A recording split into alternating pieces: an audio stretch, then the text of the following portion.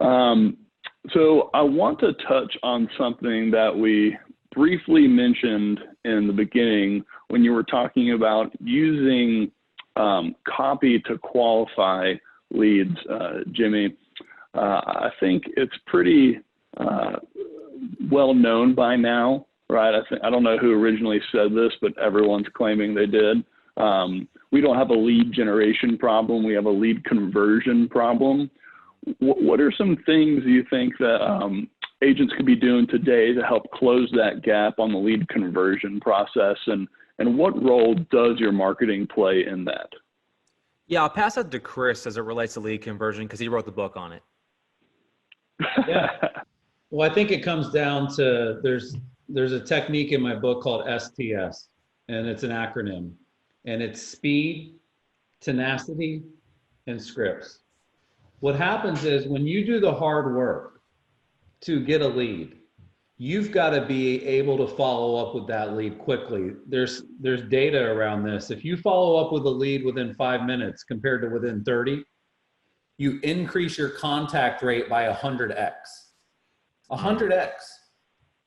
People are so distracted that when you've got their attention, when they opt in, when they fill out that form, you got to be able to pounce on it. And I know a lot of the technology helps with that. Auto text, auto email, AI assistant, those things are huge for that. The second thing though is tenacity. When you reach out to a lead once, the average contact rate is 48%. When you continue to reach out, by the 6th attempt, people's contact rate goes all the way up to 93%.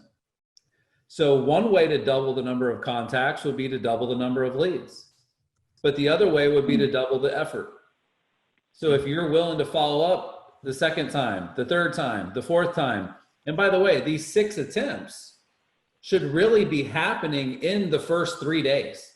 3 attempts on the first day, 2 attempts on the second day, 1 attempt on the third day. And then the last technique is just like scripting. And I'm not talking about a big paragraph of, memorized copy. But when you get on a call, you need to know how the call is going to unfold. You need to know the questions you're going to ask, in the order you're going to ask them, and the follow-ups you're going to ask. And you need to know what your pitch is, right? You need to know what the features and the benefits are of working with you.